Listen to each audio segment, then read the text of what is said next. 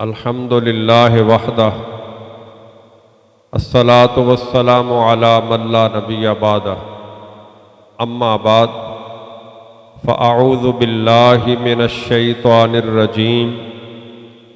بسم اللہ الرحمن الرحیم قال رسول اللہ صلی اللہ علیہ وسلم ان احسن ما غیر به الشیب الحناء والکتم وقال النبی صلی اللہ علیہ وسلم فی مقام آخر یکون قوم فی آخر الزمان یخدبون بهذا السواد کحواسل الحمام لا یجدون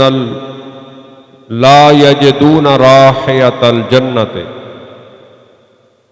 صدق اللہ العظیم الصلاۃ والسلام علیک یا رسول اللہ وعلی آلک واصحابک یا حبیب اللہ۔ لائق صد احترام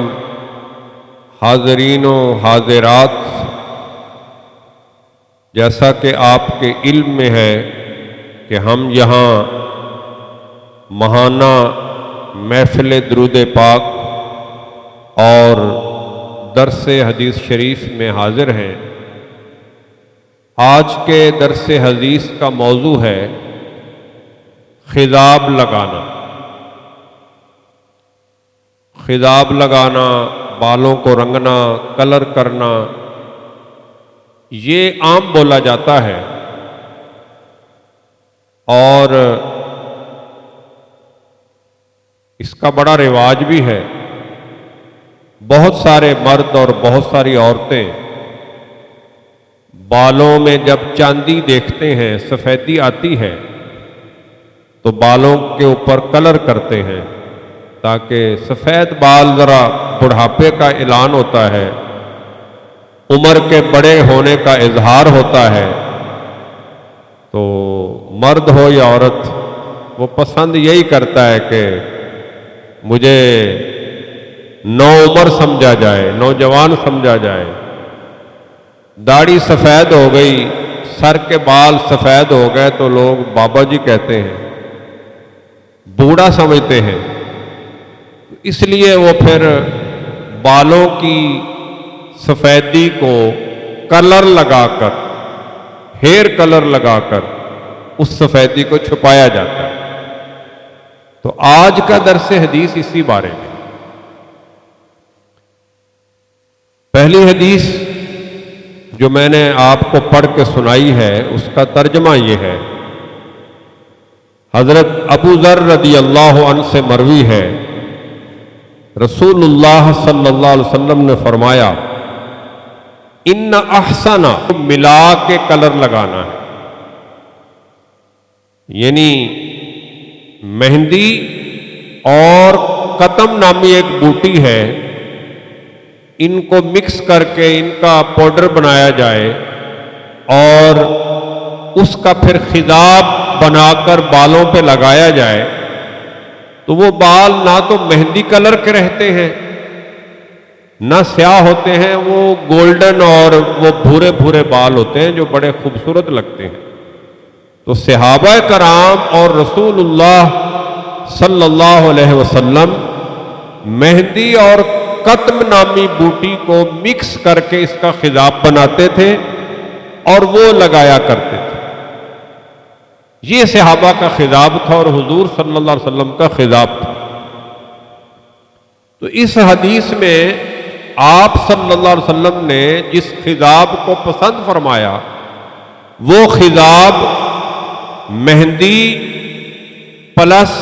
قطم نامی بوٹی کا ہونا چاہیے، یا پھر آگے ایک دوسری حدیث ہے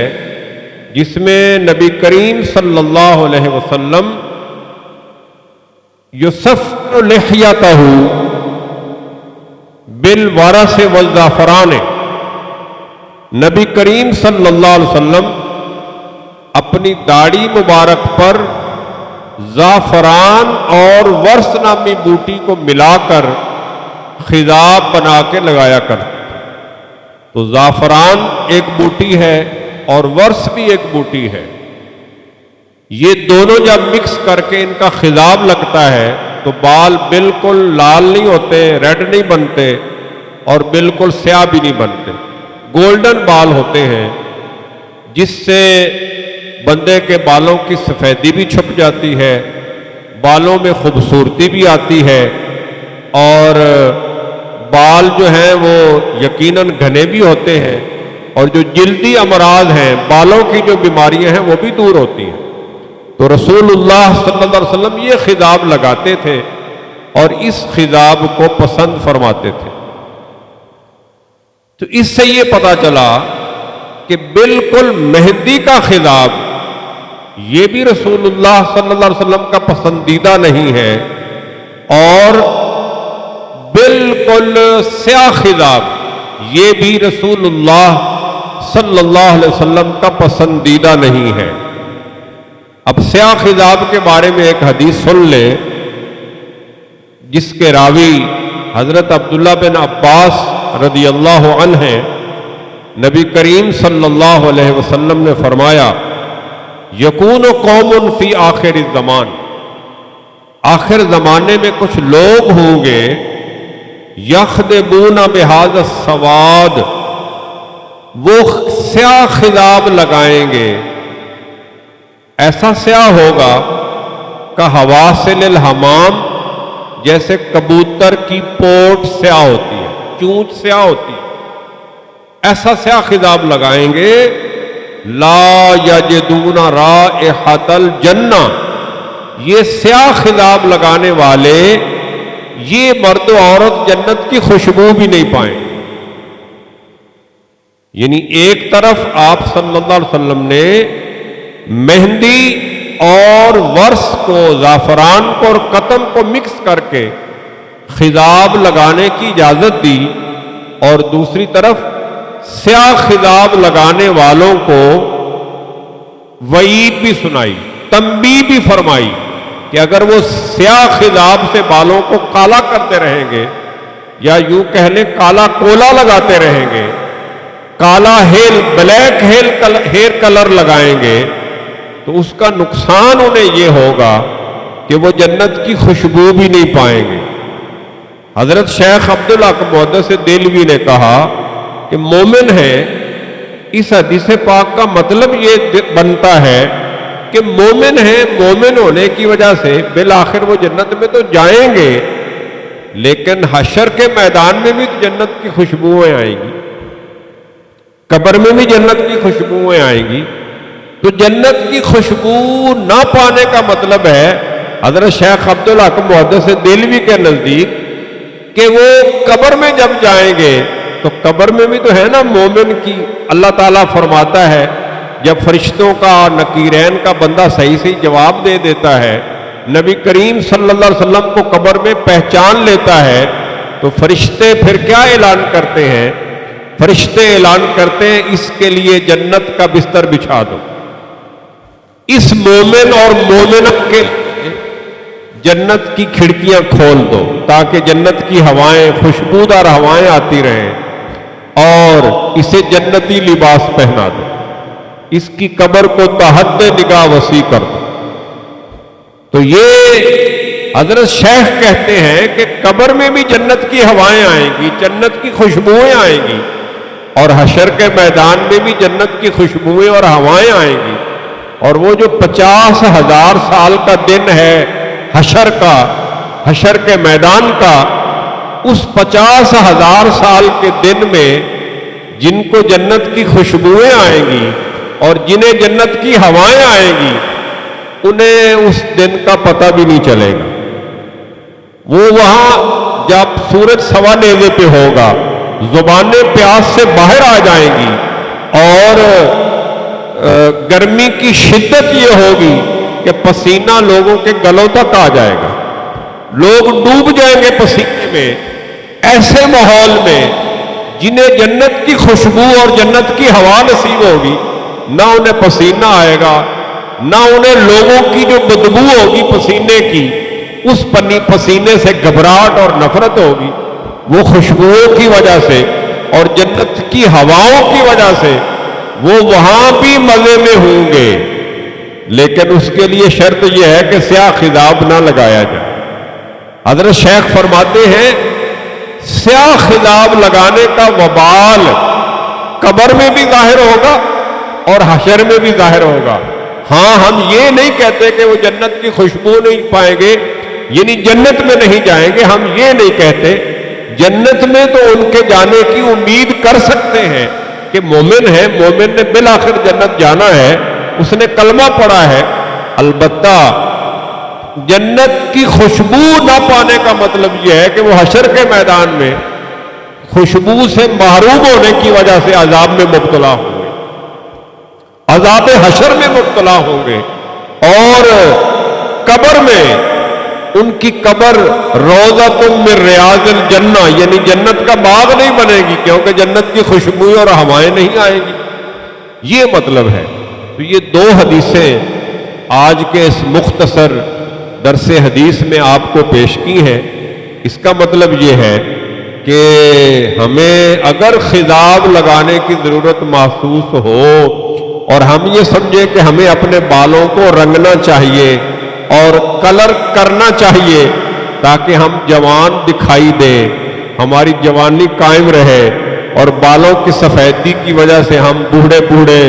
اور بڑی عمر کے دکھائی نہ دیں، تو پھر ہمیں ایسا خضاب لگانا چاہیے جو بالکل مہندی کلر کا بھی نہ ہو اور بالکل سیاہ بھی نہ ہو، بلکہ ہمیں وہ بھورا بھورا سا خضاب لگانا چاہیے۔ لیکن خضاب آج کل چونکہ ہمارے ہاں رواج نہیں ہے مہندی اور قطم بوٹی کو لے کے بازار سے اس کو پیس کے ڈائریکٹ مہندی لگانے کا، اب تو مہندی بھی جو آ رہی ہے اس میں بھی کیمیکل مکس ہوتا ہے۔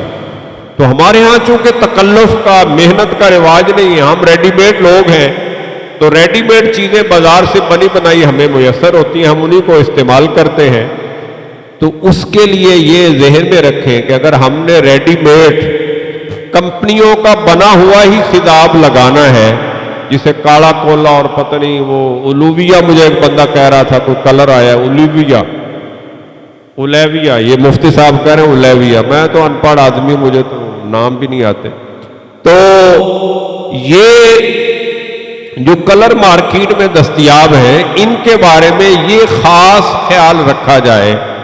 وہ کلر لگائیں آپ لیکن سیاہ نہ لگائیں، وہ کلر ایسا لگائیں جس میں مہندی کلر بھی نہ ہو اور بالکل سیاہ بھی نہ ہو، وہ کلر سیاہی اور سرخی کے درمیان میں ہو، جیسے حضور نے خضاب بنانا سکھایا ہے، جیسا خضاب حضور نے لگایا ہے وہ خضاب لگائیں۔ اور اس میں بھی بازاری کلر کے حوالے سے یہ خاص خیال رکھیں، اگر وہ بالوں پہ طے جمائے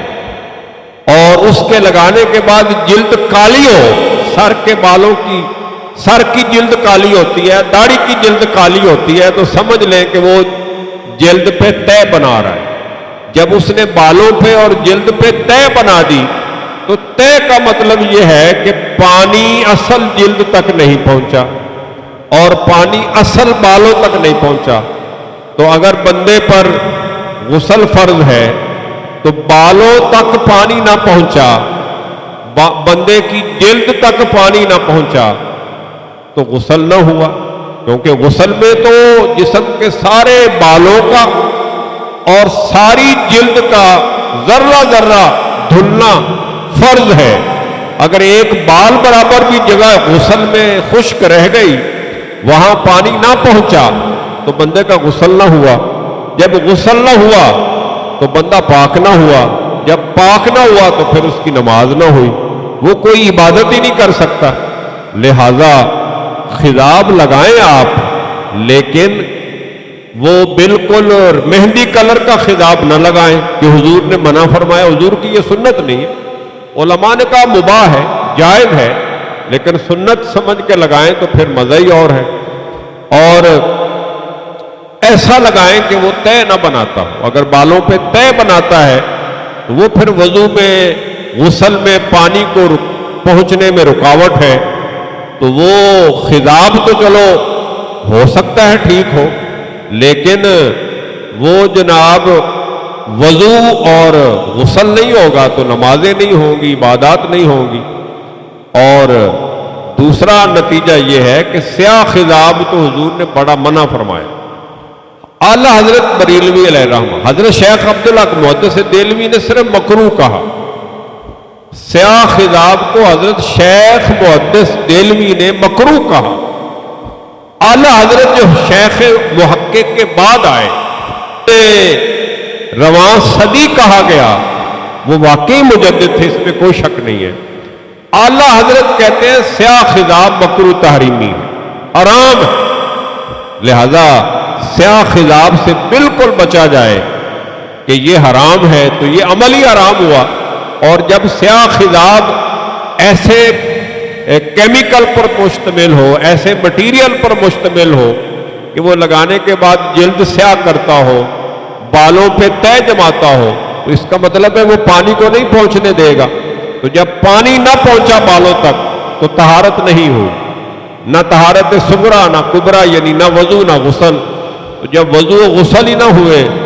تو پھر نمازیں بھی نہ ہوئیں، تلاوت بھی ضائع، سب ناپاکی میں بندہ رہا۔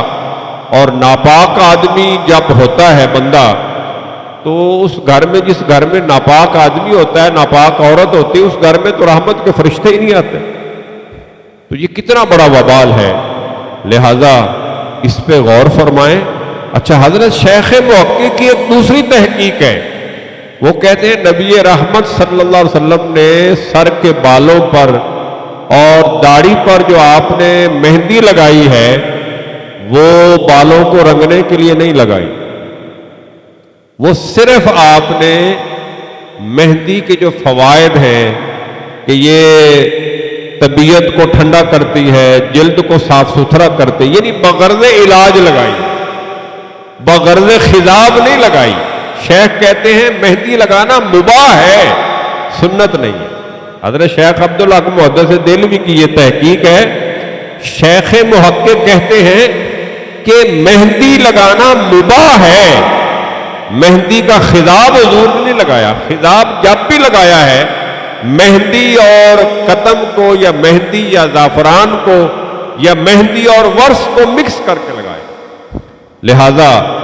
میں امید کرتا ہوں اپنی بہنوں سے، اپنی ماؤں سے، اپنی حاضرات سے، حاضرین سے، کہ وہ اس پہ غور کریں گے۔ اس کا بڑا رواج ہے، کافی عرصے سے میں سوچتا تھا کہ اس موضوع پر بھی پیغام میری طرف سے میرے سننے والوں کو پہنچنا چاہیے۔ تو آج غیر ارادی طور پہ میں نے کتاب کھولی تو یہی میرے سامنے آ گیا موضوع، تو میں نے بیان کر دیا ہے۔ اللہ ہم سب کو عمل کی توفیق عطا فرمائے۔ وآخر دعوانا ان الحمد للہ رب العالمین۔